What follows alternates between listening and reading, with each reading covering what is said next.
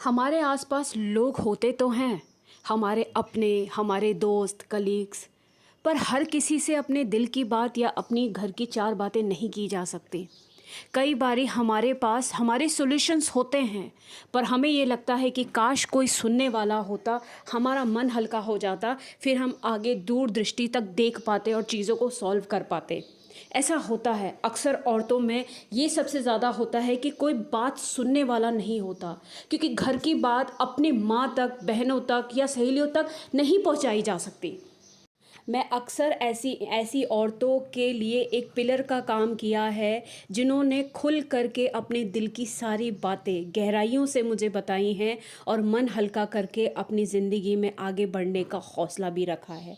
मैं कोई हीलर नहीं हूँ, ना ही किसी तरीके की ना कोई एस्ट्रोलॉजर और ना ही किसी तरीके का मैं भविष्य बताती हूँ। मैं एक औरत हूँ और मैं एक चीज़ ज़रूर जानती हूँ कि मेरे घर में अगर कोई समस्या है तो मैं उसे ठीक रख करने का हिम्मत और सामर्थ्य दोनों रखती हूँ। पर कई बार कमज़ोरी सिर्फ इतनी ही कि हम दिमाग से कहीं फंस के रह जाते हैं किसी बातों पर। वो बात किसी से कह देने से हल्की हो जाती है। ऐसे ही आज एक आंटी की कहानी मैं लेकर के आ रही हूँ।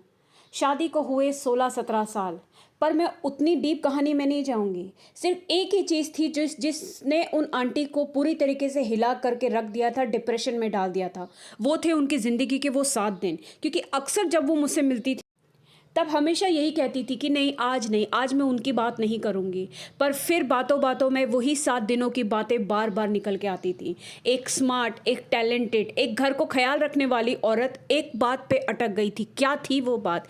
क्या थी वो बात जिसने एक औरत को जिसने इन आंटी को हिला कर रख दिया था? मैं भी हिल गई थी इस बात को सुन कर के। अपनों को खुश रखते-रखते अपनी खुशी को भूल जाना और खुद खुशी तक पहुँच जाना। ये हिसाब किताब कई औरतों की ज़िंदगी में अक्सर आया होगा, और अगर नहीं भी आया ना, तो डिप्रेशन के उस लेवल तक पहुंच चुकी होती हैं कि सिर्फ शरीर में हार्ड मांस ही होता है और कुछ नहीं, भावनाएं मर चुकी होती हैं। ससुराल और पति से कितनी भी तकलीफ़ें क्यों ना हो, लेकिन अगर मायके से अगर एक फ़ोन भी आ जाए ना कि सैटरडे संडे की छुट्टी पे घर आ जाना, सारी परेशानियां ख़त्म हो जाती हैं। पर कितनी ही किस्मत वाली औरतें होती होंगी ऐसे? नहीं है, मैं भी नहीं हूँ। मेरा भी मायका है, लेकिन मैं मायके की तरफ पिछले 15 साल से नहीं मुड़ी। मायके का किस्सा तो भाई भाभी के शादी के बाद ही ख़त्म हो गया था, यानी कि मैं 60% वहाँ पे ख़त्म हो चुकी थी। फिर अपने आप को जैसे तैसे इकट्ठा करके ससुराल में पूरी तरीके से पति और बच्चों के बीच में मैं लग गई। भाई भाभी की खुशी के लिए मैंने अपना मायका त्याग दिया और दिल पे पत्थर रख के सिर्फ अपनी ही गृहस्थी की तरफ मैं मुड़ गई थी। धीरे धीरे जैसे कि लोग मुझसे छूटते जा रहे थे, क्यों मुझे पता नहीं। ये शब्द उन आंटी के हैं जो मैं अपने ज़बान से आप तक लेकर के आ रही हूँ। मायके का साथ छूटा, यार दोस्तों का साथ छूटा, नौकरी में भी तानाकिसी रहती थी। मैं पूरी तरीके से अपने पति पर इमोशनली डिपेंडेंट हो चुकी थी। अपने मन को मनाने के लिए मैं एक ही बात बार बार बोलती थी कि वैसे भी उस घर को मैं छोड़ चुकी थी। अब मेरी हर चीज़ सिर्फ मेरे ससुराल और पति तक ही है। अच्छा ही है कि अब मैं पूरा ध्यान अपने पति और बच्चों की तरफ रख पाऊँगी। शायद पति की तरफ ज़्यादा निर्भर होने से उसको वो चीज़ कैद लगनी शुरू हो गई थी। हालांकि मैं ज़्यादा पूछताछ करने वाली पत्नियों में से नहीं थी, पर फिर भी उसे कहीं ना कहीं ये चीज़ कैद लगने लग गई थी। जैसे जैसे मुझसे मेरे प्यारे प्रिय लोग छूटते जा रहे थे, मुझे अब लोगों से डर लगना शुरू हो गया था। मैंने खुद को 4 दीवारी तक ही सीमित कर लिया था, पर फिर भी मैं खुश थी। एक संतुष्टि थी मेरे अंदर। मैं पूरी तरीके से अपने बच्चों और अपने पति के लिए सब कुछ करने के लिए 24 घंटे तैयार रहती थी। मन में संतुष्टि थी मेरे। पूरा दिन घर के काम काज बहुत अच्छी तरीके से निपटाना, खाने के लिए ऐसी ऐसी चीज़ें बनाना और वो उसे दोबारा रिपीट ना करना, अपने ऊपर पूरा ध्यान लगाना, इन सब चीज़ों में मैं अपनी खुशियाँ, छोटी छोटी खुशियाँ ढूंढने लगी थी। इतनी मस्त हो गई थी अपनी ज़िंदगी में मैं कि जिस दिन धूप लग के कपड़े अच्छी तरीके से सूख जाते थे ना, उस दिन मैं मीठा बना लेती थी। पूरी दिन की थकान वो थकान नहीं होती थी, क्योंकि मैं रात का एक पल वो इंतज़ार करती थी कि कब मेरे हस्बैंड आएंगे और हम मिल कर के ढेर सारी बातें करेंगे। पर उनके लिए ये सारी बातें तो फिजूल थी, क्योंकि वो अपने ऑफिस में सबसे मिलजुल करके बातचीत करके पार्टी करके आराम से आते थे। लेकिन मैं सिर्फ शाम को उनसे उनके साथ 2 पल पूरे दिन भर की खबर उनको देती थी। मेरा सुकून इसी में ही होता था। मुझसे 2 पल बात करने के लिए वो मुझसे 10 काम करवा लेते थे। तेल लगा दे, पैर दबा दे, पीठ में खुजली कर दे या मेरे सर पे कंघी कर दे। मैं भी बड़े प्यार से काम वाम ख़त्म करके हाथ पैर धो करके एक बढ़िया सी नाइटी पहन करके अपने पति के साथ 2 पल की बातों का इंतज़ार करती थी। पर उसमें भी मुझे टर्म एंड कंडीशन होती थी कि मुझे पैर दबाने होते थे, पीठ खुजलानी होती थी, उनके सर पे ठंडे तेल की मालिश करनी होती थी। वो शरीर से तो वहाँ होता था, पर दिमाग से वो वहाँ नहीं होता था। पर मेरे लिए ये सुकून भी सुकून ही था। मैं धीरे धीरे डिप्रेशन का शिकार हो रही थी। पर हमारे यहाँ डिप्रेशन को बीमारी थोड़ी माना जाता है। किसी भूत प्रेत या नज़र या किसी तरीके का कोई जादू टोना ये कह करके हमें चुप करवा दिया जाता है। 30 त्योहार तो आते थे, बच्चे तो छोटे थे। 30 त्योहार आते थे, मैं सुबह से शाम तक पूरी तरीके से सारी सजावट, सारा खान पान सब करती थी। पर सब आते तो थे, 2-2 मिनट की हाजिरी दे करके चले जाते थे। पर मैं अकेली पड़ जाती थी। बच्चे बाहर जा कर के पटाखे जला रहे हैं या होली खेल रहे हैं, पति अपने दोस्तों के साथ है। 2 सेकंड की पूजा के लिए सब खड़े हो जाते थे, फिर सब चले जाते थे और मैं घर में उनके वापस आने का इंतज़ार करती थी। अकेलेपन ने मुझे चारों तरफ से घेर लिया था। अब पूरा पूरा दिन घर में बैठ करके मैं खुद से ही बात करती थी, खुद से ही लड़ती थी, रोती थी और कई बारी हंसती रहती थी। मेरी इस हालत को बेकार समझ करके, मजाक समझ करके मेरे हस्बैंड ने भी मेरे से जैसे हाथ और पिंड दोनों छुड़ाने की पूरी तरीके से कोशिश की थी। अब मुझ पर खासा ध्यान ना देते हुए, मेरी बात करना उनको जैसे पसंद नहीं आता था, तो मैं उनके ऑफिस आने के बाद खाना खा के उनसे पहले सो जाया करती थी या सोने का नाटक कर लिया करती थी, ताकि किसी के ऊपर ये प्रेशर ना पड़े कि अब ये मुझसे बात करने के लिए मुझे परेशान करेगी। जिस वक्त मुझे अपने पति की और अपने माँ बाप की सबसे ज़्यादा ज़रूरत थी। क्यों ज़रूरत थी? क्योंकि मैं खुद नहीं समझ पा रही थी कि मेरे साथ ये बदलाव हो क्यों रहे हैं, मैं इस हद तक परेशानी में क्यों जा रही हूँ। उसी दौरान मेरे अपनों ने मुझे लात मारी थी, छोड़ा नहीं था, लात मारी थी। धीरे धीरे सच तो और घिनौना होने लगा। माँ बाप ने मेरा साथ इसलिए छोड़ दिया कि उनको डर था कि उनके भैया भाभी उनसे बात करना बंद ना कर दे, उनके बेटा बहू कहीं उनसे उनके बुढ़ापे का सहारा ना छीन ले। वही मेरे पति का मुझसे इतनी दूरी बनाने का रीज़न दूसरी लड़की था। पर मैं खुद से ही, खुद की ज़िंदगी से ही मैं इतना निराश थी ना कि मैं चाहती तो मैं सबको लाइन में ले करके ना सबकी ऐसी तैसी कर सकती थी। पर मुझे इन लोगों से कोई लेना देना ही नहीं था। पूछिए क्यों? आपकी ज़रूरत पे कोई अगर आपको अपना ही आपका छोड़ दे तो वो आपका अपना थोड़ी है, उनसे क्या शिकायतें कर।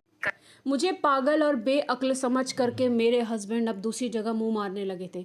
उनको ये लग रहा था कि जैसे मुझे पता नहीं चलेगा, पर मुझे हर एक दिन का पता था, हर एक चीज़ का पता था। कौन थी वो लड़की मुझे ये तक पता था। पर मेरे लिए उनसे बहस करके, उनसे लड़ के अपने लिए भीख मांगने का मेरा कोई इरादा नहीं था। मैं उस वक्त इस मानसिक स्थिति पे थी कि मैं मरना पसंद करती, पर अब मैं किसी के सामने झुकना नहीं चाह रही थी। जिस आदमी को ये तक पता नहीं चलता था कि रात 10 या 11 बजे वो मुझे आंखें बंद करके बेड पे चुपचाप लेटा देखता था और सोया समझ लेता था, जो मुझे हिलाता भी नहीं था हाथ दे करके ये सोच करके कि ये ज़िंदा भी है या मर गई, उसे क्या पता था कि मैं पूरी रात उसी कमरे में चलती रहती थी, फिरती रहती थी, दिमाग से लड़ती रहती थी। पर पूरी पूरी रात क्या उससे थोड़ी सी भी मेरी आहट नहीं होती थी? क्या उसे थोड़ा भी महसूस नहीं होता था कि बिस्तर पे मेरी बीवी नहीं है? तो प्यार तो नहीं था ना। सुबह उसके उठने से पहले पे मैं बेड पर मैं वापस आ जाती थी और उसे यही लगता था कि मेरे आने से पहले सो जाती है और मेरे ऑफिस जाने तक सोती रहती है। मुझे सुबह चाय भी नहीं पूछती, नाश्ता भी नहीं पूछती। उसने सारे इल्ज़ाम मुझ पे डाल दिए थे। पर उस गधे को ये नहीं पता था कि वो मुझे इतना पागल समझ बैठा था कि वो अपने फ़ोन का ना तो पासवर्ड ठीक करता था, ना अपनी चैटें डिलीट करता था। उसे ये लगता था कि मेरी बीवी तो मानसिक रूप से पागल हो चुकी है, वो इतनी चालाक नहीं है कि ये सब चीज़ें देखे। और अब मैंने भी उसके लिए सब कुछ करना बंद कर दिया था। मैं वही थी जो सुबह सुबह किस्म किस्म के नाश्ते बनाना, उसके लिए हर एक चीज़ की तैयारी करके रखना, रात में उसके फेवरेट खाने की तैयारी करके रखना। मैंने सब चीज़ छोड़ दिया था। अब सिर्फ दाल रोटी और रोटी सब्ज़ी पे ही मैं आ गई थी, क्योंकि मुझे अब फ़र्क नहीं पड़ना बंद हो गया था। पता नहीं, मैं नहीं जानती कि मेरे मन में क्या चल रहा था, पर मेरे अंदर एक धुन सवार हो गई थी। 1 साल पहले से मैं रात सोने से पहले अपने पति से एक ही सवाल करती थी, क्या मुझे कुछ बताना चाहते हो? सुबह उसके उठने के बाद मैं उसे बिस्तर पे ही एक सवाल पूछती थी, क्या मुझे कुछ बताना चाहते हो? क्या तुम्हारे मन में ऐसा कुछ है जो मुझे बताना चाहिए? आप लोग विश्वास नहीं करेंगे, क्या पागलपन था मेरे अंदर, क्या जानने की इच्छा थी। पर मुझे ये विश्वास था कि मैं जो भी बोल रही हूँ उसके पीछे मतलब कुछ है। होता है हम औरतों में कुछ सिक्स सेंस। ये एक सिलसिला साल भर चला। क्या कुछ बताना चाहते हो? क्या कुछ कहना चाहते हो? मेरा हस्बैंड चिढ़ चुका था, पूरी तरीके से फ्रस्ट्रेट हो चुका था, पर उसको सब कुछ दिखते हुए भी वो मेरी मानसिक स्थिति नहीं देखना चाह रहा था। मैं पागल नहीं हुई थी, लेकिन कुछ तो था जो चीज़ मुझे पता चलनी बहुत ज़रूरी थी।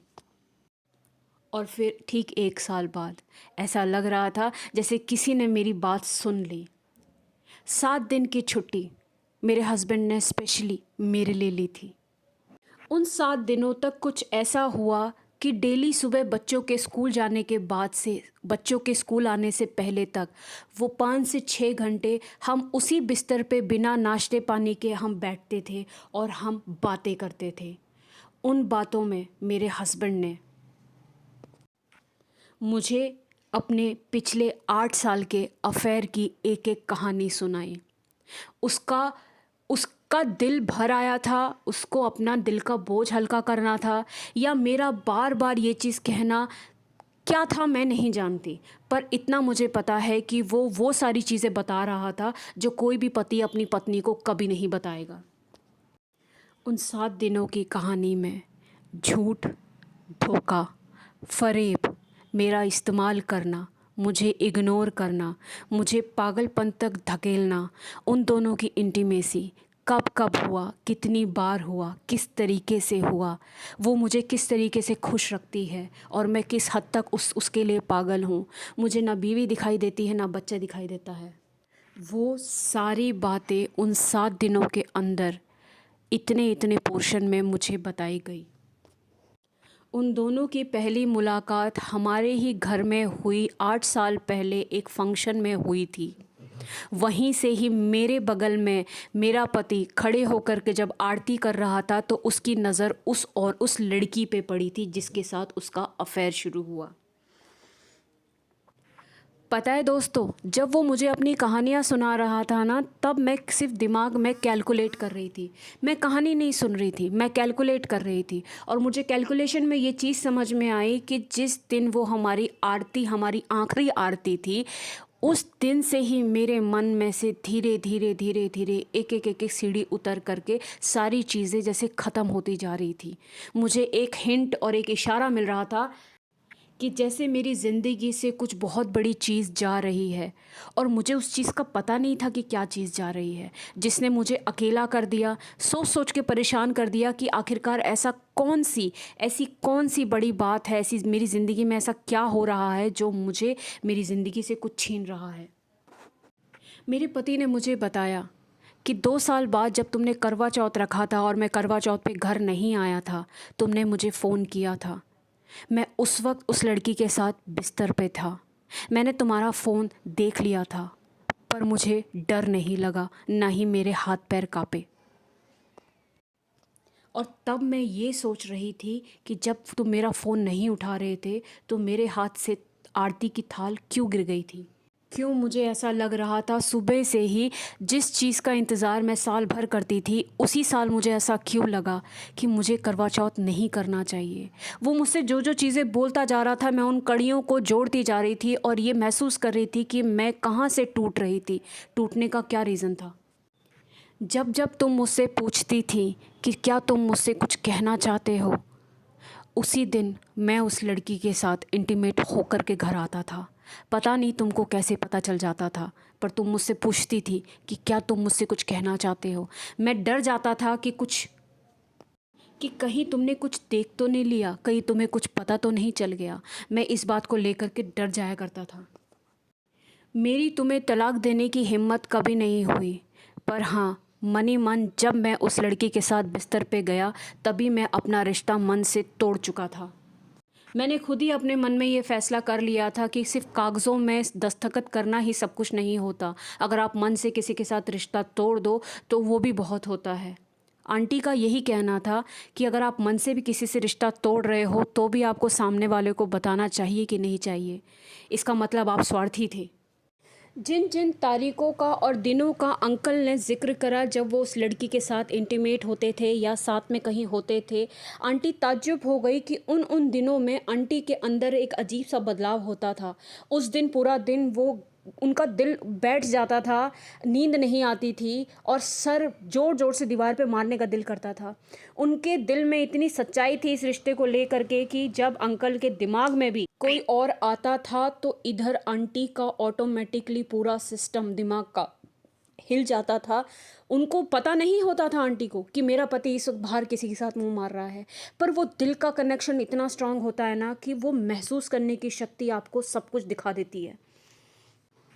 उन 7 दिनों में भले ही अंकल ने अपना घटियापन आंटी के सामने रखा था, पर आंटी के दिमाग में वो कहानियाँ नहीं चल रही थी। शायद वो कहीं ना कहीं इस चीज़ से एहसास में अवगत ज़रूर थी कि कुछ तो मेरा पति गलत कर रहा है, पर उस वक्त सबसे ज़्यादा इम्पॉर्टेंट आंटी के लिए ये सबसे ज़्यादा इम्पॉर्टेंट हो गया था कि मैं किस तकलीफ़ से गुज़र रही थी बिना ये जाने कि मेरे पति का बाहर शायद किसी लड़की के साथ अफेयर कर रहा था। मेरा दिल और दिमाग मुझे बता रहा था, मेरा शरीर मुझे धीरे धीरे खोखला कर रहा था और कुछ तो था जो मेरे शरीर से जा रहा है। ये एहसास इतना स्ट्रॉन्ग था कि आंटी को अपने स्ट्रॉन्ग लव पे, अपनी स्ट्रॉन्ग एक अच्छी पत्नी होने का पता चला उस वक्त। उन 7 दिनों में आंटी का ये कहना था कि अंकल भी अब इस हद तक फ्रस्ट्रेट हो चुके थे कि उन्होंने सब कुछ बताने का फ़ैसला कर लिया था। अब वो मुझे ये तक बता रहे थे कि किस किस तरीके से वो दोनों आपस में संभोग किया करते थे, क्या क्या चीज़ें इस्तेमाल करते थे या कितनी बार किया करते थे। पर सच बताऊं तो मेरे अंदर बोझ बढ़ नहीं, मेरे अंदर से बोझ उतर रहा था। आप सोचेंगे किस तरीके की महिला थी ये कि जिनको ये सब सुनकर के दुख होना चाहिए था, पर ये उस किस्म की औरत थी कि जो आज़ादी पर बहुत ज़्यादा विश्वास रखती थी, ना कि किसी को बांध कर अपने रिश्ते में रखने पे ज़्यादा विश्वास रखती थी। आंटी को ये सब सुन कर के दुख नहीं लगा, बल्कि उनको ये चीज़ समझ में आ गई कि मेरे को अंदर अंदर जिन 8 साल में जिस घुटन ने परेशान करा, वो घुटन कुछ और नहीं, वो वही थी जो उनके दिमाग में चल रहा था। कहीं ना कहीं आंटी को ये बात ज़रूर पता थी कि कोई भी आपसे कोई झूठ बोल रहा है, छुपाने की कोशिश कर रहा है या झूठा प्यार दिखाने की कोशिश कर रहा है, वहाँ एक सच्ची औरत पकड़ भी लेती है उस झूठ को और वो अंदर ही अंदर परेशान होकर के खुद को खोखला भी कर देती है। झूठ हर औरत को नहीं हजम होता। आप लोगों को क्या लगता है दोस्तों, उन 7 दिनों के बाद क्या हुआ होगा? उस 7 दिनों के बाद चमत्कार हुआ, एक ऐसा चमत्कार हुआ कि आंटी धीरे धीरे अब हील होनी शुरू हो गई थी। अब वो मानसिक तौर पर वापस आने लग गई थी। अब उनको समझ में आ गया था कि 8 सालों में इस बीमारी का, अकेलेपन का क्या कारण था। जब कोई औरत आपके साथ दिल का कनेक्शन जोड़े, आपके स्टेटस या आपके पैसों का नहीं, वो औरत आपके पीठ पीछे दिए हुए या कई हज़ार किलोमीटर दूर दिए हुए धोखे को भी महसूस कर लेती है और फिर उसका दिल उसको अंदर ही अंदर कचोड़ कचोड़ करके उसके अंदर से सारी खुशियाँ और बहुत सारी चीज़ें छीन लेता है, क्योंकि उसने हर चीज़ पे सबसे पहले आपको रखा होता है। जब आंटी को ये चीज़ समझ में आ गई थी कि मेरा प्यार मुझसे बिना पूछे ख़त्म कर दिया गया और मेरा हक़ किसी और को दे दिया गया, वहाँ आंटी ने खुद को कैद नहीं, आज़ाद महसूस करा। आंटी ने खुद को ये चीज़ समझा ली थी कि हाँ, मैं एक अच्छी पत्नी थी इस रिश्ते में और ना अब मैं बांध के रखूँगी किसी को और ना ही बंद के रहूँगी। दिल कठोर ज़रूर हुआ था, टूटा ज़रूर था, क्योंकि पहले मायका, माँ बाप, भाई भाभी, उसके बाद पति, पर इतना ज़रूर था कि अब आंटी दिमागी तौर से आज़ाद हो चुकी थी। अब उनको इतना ज़रूर समझ में आ गया था कि मेरे आसपास रहने वाले लोग धोखेबाज हैं, मेरे अपने नहीं। अब मुझे अपनी अकेले की ज़िंदगी अपने बच्चों के भविष्य के साथ किस तरीके से चलानी है, अब वो उनको साफ साफ दिखने लग गया था। और उन्होंने अपने घर के सारे पर्दे हटा दिए थे, रोशनी कर दी थी और अपने आप को बिल्कुल बदल दिया था। अक्सर शायद आदमी अपनी पत्नियों से झूठ इसलिए भी बोलते होंगे क्योंकि उनको भी डर रहता है कि कहीं ये खुल के अपनी ज़िंदगी ना जीने लग जाए या ये अपने लिए कुछ अच्छा ना करने लग जाए, क्योंकि वो झेलना आदमियों के बस की बात नहीं ना होती। उन सब चीज़ों के बाद चीज़ें क्लियर होनी शुरू हो गई थी। तलाक नहीं हुआ था, मैं आपको बता दूँ, तलाक नहीं हुआ था, पर एक दूसरे को अब अच्छे से जानने लगे थे तो उम्मीदें ख़त्म हो गई थी, उम्मीदें कम होनी शुरू हो गई थी, ख़त्म ही हो गई थी। अब वो त्यौहार अगर अकेले भी मनाती थी तो वो उसी तरीके से मनाती थी कि वो अकेले खूब इन्जॉय करती थी। अक्सर ऐसी बातों के बाद औरतें अपने आप को ख़त्म कर लेती हैं पूरी तरीके से, पर आंटी के लिए सच जानना बहुत ज़रूरी था। इस सच ने आंटी को बहुत हील करा। अब वो सब, उनको इतना पता चल गया था कि अब दूसरों की खुशियाँ उनके लिए मायने रही नहीं रखती। सब अपनी खुशियों का खुद ख्याल रख रहे थे। अब आंटी को सिर्फ अपनी ही खुशियों का ख्याल रखना था और अपने बच्चों की खुशियों का ख्याल रखना था। एक बोझ सा उतर गया था आंटी के अंदर। अब उनको एक खोखले और फेक रिश्तों की कोई ज़रूरत नहीं थी। सामाजिक तौर पे पति पत्नी साथ फ़ोटो ज़रूर खिंचा लेते थे, पर अपनी अपनी खुशियाँ खुद देखते थे। एक चाय के प्याले के साथ शुरू होने वाली ये छोटी छोटी कहानियाँ बहुत सारे किस्से दे करके चली जाती है। कुछ तो हम सुन करके ऐसी अनसुना कर देते हैं, पर आज मैंने इन किस्से और कहानियों को जोड़ करके आपके लिए एक चैनल स्टार्ट करा है। मैं उम्मीद करती हूँ कि अगर आपके पास भी ऐसी छोटी छोटी कहानियाँ हैं तो आप भी मेरे तक मैसेज के द्वारा पहुँचा सकते हैं। कोई आपकी आइडेंटिटी रिवील नहीं होगी इसमें, पर आपका मन ज़रूर हल्का हो जाएगा, इसकी गारंटी है। तो चैनल को लाइक करो, सब्सक्राइब करो।